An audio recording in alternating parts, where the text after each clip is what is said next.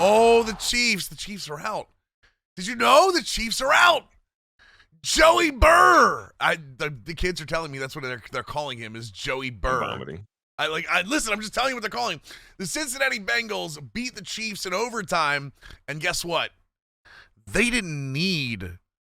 They played defense. They didn't care who got the ball. They played defense. Or by playing defense, Patrick Mahomes threw into double coverage. Jesse Bates batted the ball back to Von Bell, who ran it back, and then once the Bengals had the ball, it was essentially over.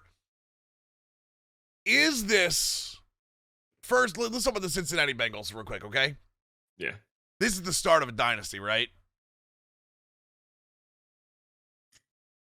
I just want to take a moment before I answer that question to say we both sat on the show when the draft was coming around, and we said if you draft Jamar Chase, you're shooting yourself in the foot. We both did, yep. And we were like, if you draft Penei Sewell, you're building the start of something great. Yep.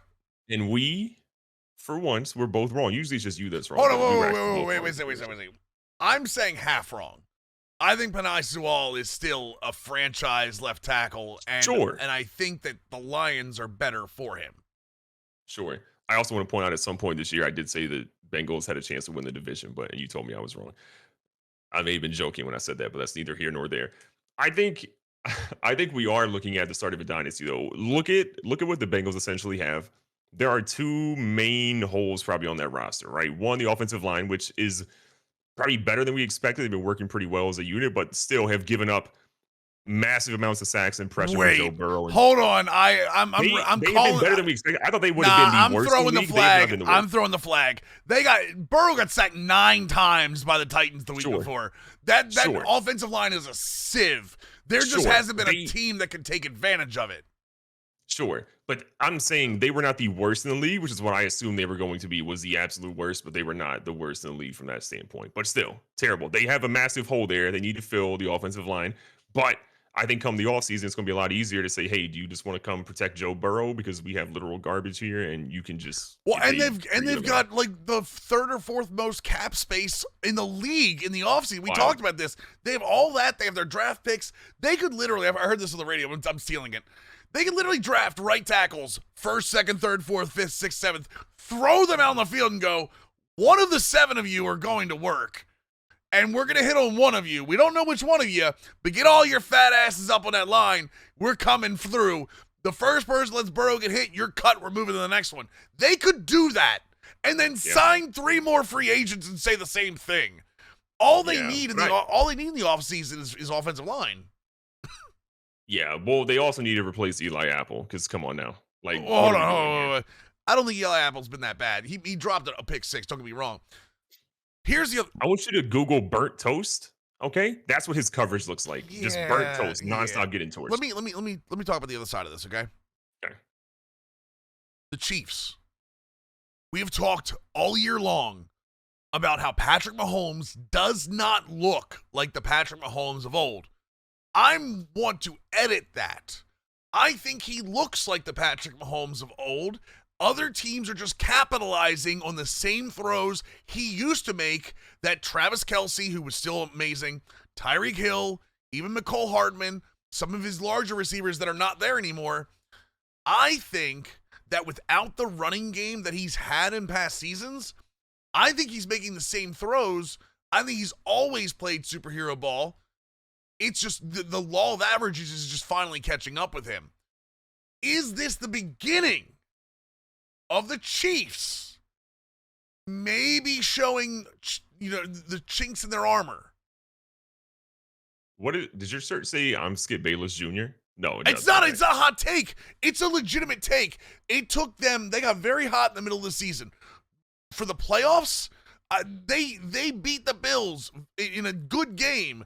They lost to the Bengals in a very good game. Their defense got hot. It wasn't Mahomes that carried them through the season. Their defense turned it up. I think Mahomes still played much better in the second half than he did the first half. Obviously, he had some issues, I think, early on where people were like, is Patrick Mahomes? Is something wrong with Patrick Mahomes? But then Mahomes was fine in the second half of the season. But, again, to the point. Was he, though? Was he really fine? Better. Patrick Mahomes this season still had a very good year by overall quarterback standards, right? If you look at, I was looking at his stats the other day. I'm gonna pull them up really quickly. Mahomes actually, I think, threw for this season 37 touchdowns, 13 interceptions, had a Right. 98.5 QB rating, threw for 4,800 yards on a 66.3 completion rate. The exact same completion rate as last season, more yards than last season, one less touchdown than last season. The problem was the interceptions, right? The turnovers are what sort of got Right. people being like, what's going on with Mahomes? But if you look at him, this is one more interception than what he threw in the crazy season of 2018 with the 50 touchdowns and the 5,000 yards. Statistically, the big issue is that his touchdowns were pretty much slightly above average. His interceptions were significantly more than what he's used to throwing, what we've seen in him, because he was in single digits 2 years prior. And his yards were pretty much right in the money with what we've considered a very good Patrick Mahomes year. I do think, to your point though, the running game definitely impacted him because when there's not a running threat, what essentially happens to you? It's why the Bengals have been so good because everyone's afraid of Joe Mixon, as well as Joe Burrow, obviously. Right. Well, let me just go on those numbers for a second. Remember, Sure. he played 2 more games this year than he did last year. He averaged 284 yards, whereas last year he averaged 316. Now, again, 2018 he averaged 316, or 318. 2020 he averaged 316. 2019 he averaged 287. Okay, so again, not bad. But like you said, his touchdowns, he threw one less touchdown this year with 2 extra games and doubled his interceptions. He doubled his interceptions, and there were some throws where people were going, "What is he doing?" People were asking, what in the world is Patrick Mahomes doing?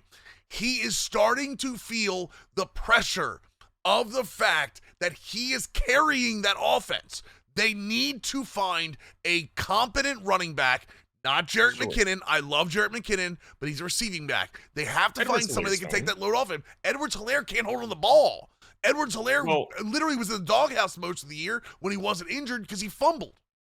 I think Edwards-Helaire is still young. Like we have seen other young Agreed. running backs. We can talk about Tiki Barber, who was literally fumbleitis junior, and then all of a sudden he learned to hold the football in an awkward way, and next thing we know, Tiki Barber like wasn't fumbling ever again. So, or very rarely I at think they that need point. 2 things in the offseason. I think they need Okay. a big receiver, some guy that can go across the middle and catch, but not just Kelsey. I love Kelsey. I'm Sure. talking about somebody that starts out Like a flanked Chris out wide. Conley Yeah, type guy. like we used exactly. to Like have, yeah. somebody that's going to get you 3rd and 5, and when Kelsey's double covered, where you don't have to worry about, you don't have to try to get Tyreek Hill down the field. And I think they Yeah. have to get a compliment to Edwards-Helaire, that a Sure. big bruising back that Patrick Mahomes every once in a while can just go, let's run 3, let's beat the hell out of the defensive line.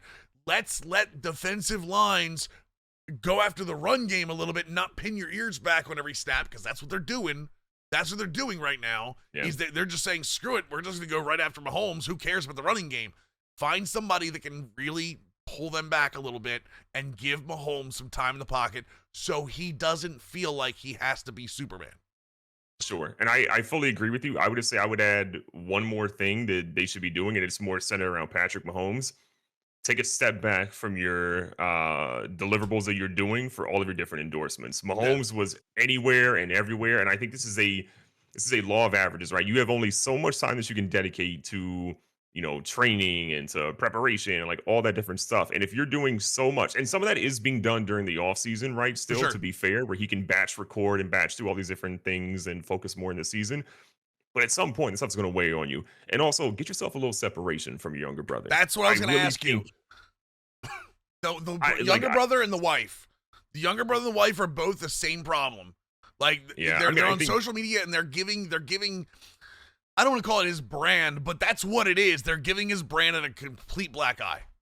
It's just a weird thing because going into the season, if you talked about Patrick Mahomes, I would say 98% of people had a positive view on Patrick Mahomes, taking away people, like if we took away fans from the division, like if you objectively talk about Patrick Mahomes, 98% of people loved and raved about Patrick Mahomes as a person, as a quarterback, as a player, like all those different things. But this season, I would say it was 85% his younger brother, and then you could say some of the stuff that ended up transpiring with his wife as well, Agreed. which was then associated with Jackson. I think definitely hurt him to a degree.